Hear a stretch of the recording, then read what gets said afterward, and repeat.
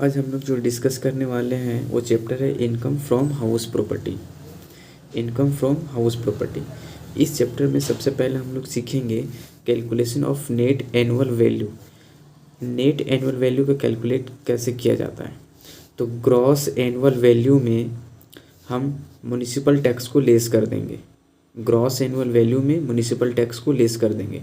अब यहाँ पे क्वेश्चन में म्युनिसिपल टैक्स का या तो अमाउंट दिया हुआ रहेगा आपका, या फिर म्युनिसिपल टैक्स का परसेंटेज दिया हुआ रहेगा कि म्युनिसिपल टैक्स इतना अमाउंट है, या फिर म्युनिसिपल टैक्स 10%, 15%, 20% जो भी दिया हुआ रहेगा क्वेश्चन में।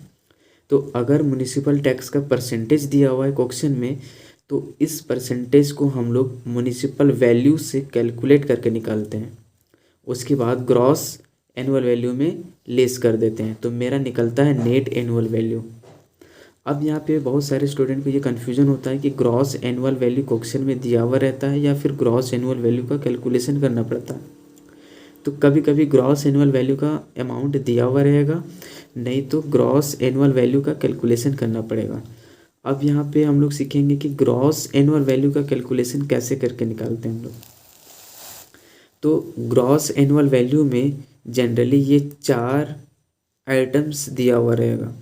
सबसे पहले म्युनिसिपल वैल्यू दिया हुआ रहेगा, फिर आपका फेयर रेंट दिया हुआ रहेगा, सी में स्टैंडर्ड रेंट दिया हुआ रहेगा, या एक्चुअल रेंट दिया हुआ रहेगा।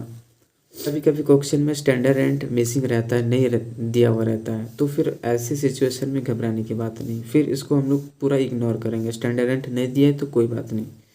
म्युनिसिपल वैल्यू और फेयर रेंट, म्युनिसिपल वैल्यू और fair rent which ever is greater, मतलब म्युनिसिपल वैल्यू और फेयर रेंट दोनों में से जो बड़ा होगा उसको हम लोग लेंगे और इसका नाम फेज 1 देंगे। फिर देखेंगे कि फेज 1 का अमाउंट बड़ा है या फिर स्टैंडर्ड रेंट का अमाउंट। तो यहाँ पे हम लोग क्या करते हैं, फेज 1 का अमाउंट और स्टैंडर्ड रेंट का अमाउंट दोनों में से जो अमाउंट छोटा है उसको हम लोग लेते हैं। फेज 1 में जो अमाउंट है या standard rent which ever is lower, phase 1 का जो अमाउंट है और स्टैंडर्ड रेंट का जो अमाउंट है दोनों में से जो छोटा है उसी को हम लोग लेते हैं और इसका नाम देते हैं फेज 2। फिर हम लोग फेज 2 का अमाउंट और एक्चुअल रेंट को देखते हैं। फेज 2 का अमाउंट बड़ा है या एक्चुअल रेंट का अमाउंट बड़ा है।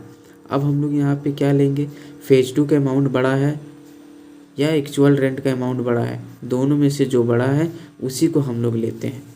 फेज 2 और actual rent which ever is greater, और दोनों में से जो बड़ा है उस अमाउंट को लेते हैं और उसको बोलते हैं ग्रॉस एनुअल वैल्यू। इसको हम लोग एक एग्जाम्पल से समझते हैं। एग्जाम्पल में म्युनिसिपल वैल्यू 1.5 लाख दिया हुआ है, फेयर रेंट 1,80,000 दिया हुआ है, स्टैंडर्ड रेंट 1,60,000 दिया हुआ है और एक्चुअल रेंट 2,40,000 दिया हुआ है। अब हम लोग क्या बोलें, हम लोग यही डिस्कस किए कि म्युनिसिपल वैल्यू और फेयर रेंट मतलब 1.5 लाख और 1,80,000 जो बड़ा है उसी को लेंगे। तो 1,80,000 बड़ा है, 1,80,000 को ले लिए। इसका नाम क्या दिए, इसका नाम फेज 1 दिए। अब देखना है कि फेज 1 का अमाउंट और स्टैंडर्ड रेंट तो दोनों में से जो छोटा होगा, ध्यान देना है, फेज 1 का अमाउंट 1,80,000 और स्टैंडर्ड रेंट 1,60,000 जो छोटा है उसी को लेंगे। 1,60,000 छोटा है तो 1,60,000 ले लिए, इसका नाम फेज 2 दे दिए। अब देखना है कि फेज 2 का अमाउंट और एक्चुअल रेंट का अमाउंट, तो फेज 2 का अमाउंट अगर बड़ा है या एक्चुअल रेंट का अमाउंट बड़ा है तो दोनों में से जो बड़ा अमाउंट है उसी को लेंगे। तो फेज 2 में मेरा 1,60,000 है, एक्चुअल रेंट मेरा 2,40,000 है, तो हम लोग क्या लेंगे 2,40,000। तो मेरा ग्रॉस एनुअल वैल्यू 2,40,000 हो जाएगा। ठीक है।